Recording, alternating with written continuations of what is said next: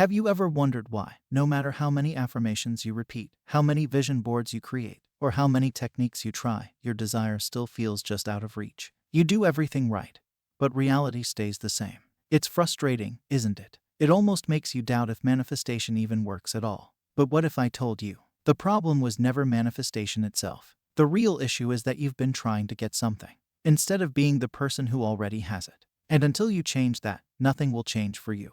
You see, Neville Goddard didn't just talk about visualizing or affirming. He spoke about something much deeper, something most people completely overlook: thinking from the end. And right now, you might believe you're doing it. You imagine your desire, you tell yourself it's coming, you try to believe. But let's be honest, are you still waiting? Are you still checking the 3D? Are you still looking for proof before you allow yourself to feel like it's done? If you are, then you're not thinking from the end. You're thinking of the end. And that one mistake is why your reality keeps reflecting more of the same. Most people get stuck in this loop.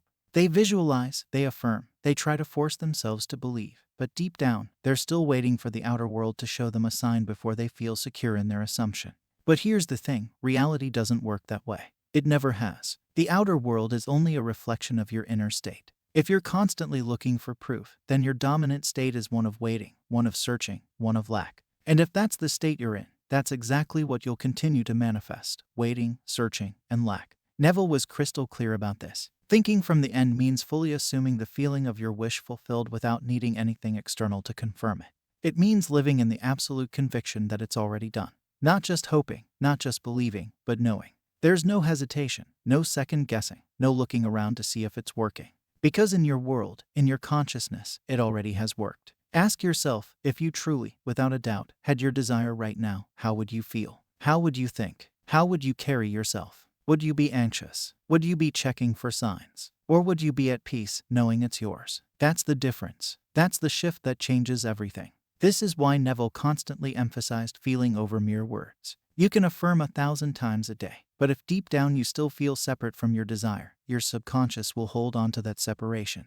But if you embody the feeling of already having it, if you surrender completely to that state, then reality has no choice but to reflect it back to you. So let's get real for a second. Be brutally honest with yourself. Are you truly living from the end? Or are you still waiting for proof? If your answer is the latter, it's time to make a shift. Not tomorrow, not later, right now. Drop the need for signs. Drop the need to check. Instead, assume. Move. Live as though it's done, because in the only place that truly matters, your consciousness, it is done. And the moment you fully accept that as truth, your world will rearrange itself to match. When you close your eyes and visualize, how do you feel when you open them again? Do you feel satisfied? Or do you feel disappointed because nothing has changed yet?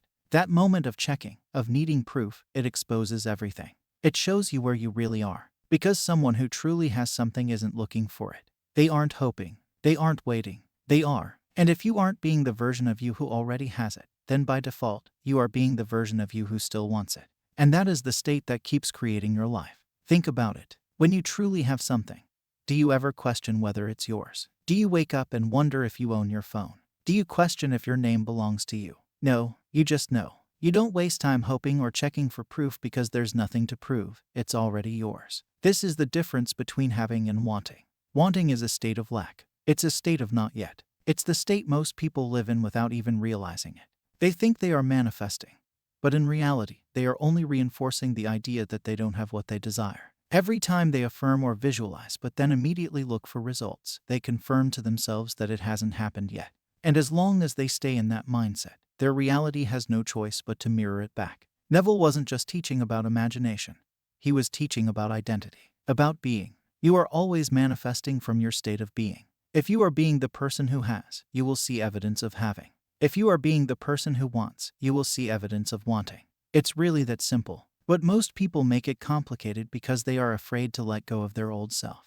The old self is comfortable. It's familiar. Even if it's filled with longing and frustration, it's what you've known for so long that stepping into the version of you that has what you want can feel unnatural at first. But here's the truth. Your new self is just as real as your old self.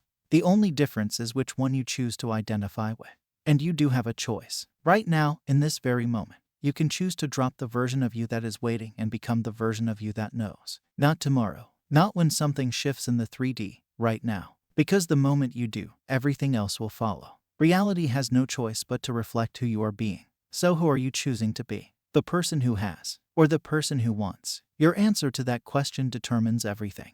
Look at your daily life. How often do you wake up feeling the same, thinking the same, reacting to the same circumstances, feeling like your desire is out there instead of already yours? And every time you do that, you are telling reality, this is who I am. Give me more of this. Not because the universe is testing you, not because manifestation is slow, but because you cannot experience a life that contradicts the state you are dwelling in.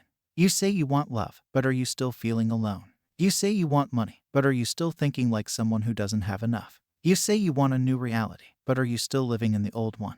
If you are, then your state has never shifted. And if your state hasn't shifted, then your world hasn't either. This is where most people struggle. They think they are doing the work. They visualize, they affirm, they journal, yet nothing changes. And they wonder why. They blame outside circumstances. They blame the timing. They question whether they're doing it right. But the truth is, they have never actually stepped into the state of already having it. Because stepping into the state means more than just a few minutes of imagining. It means embodying it, living from it. It means waking up every day with the knowing that it is done, instead of spending your days waiting for something to shift. And that's the key. Most people wait for something to change before they give themselves permission to feel different. They wait for the money to appear before they feel secure. They wait for the person to text them before they feel loved.